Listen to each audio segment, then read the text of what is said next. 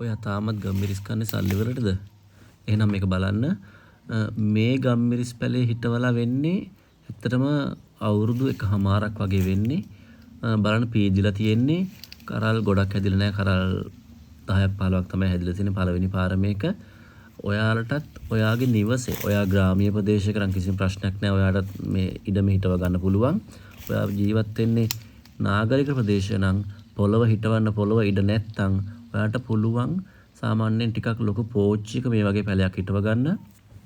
අනිවාර්යයෙන්ම ඔයාට මුළු අවුරුද්ද පුරාවටම කන්න පුළුවන් ප්‍රමාණය ගම්මිරිස් හදා ගන්න පුළුවන් මේ වගේ එක වැලකින්. ඉතින් ඔයාලා අනිවාර්යයෙන් මේක අත්හදා බලන්න.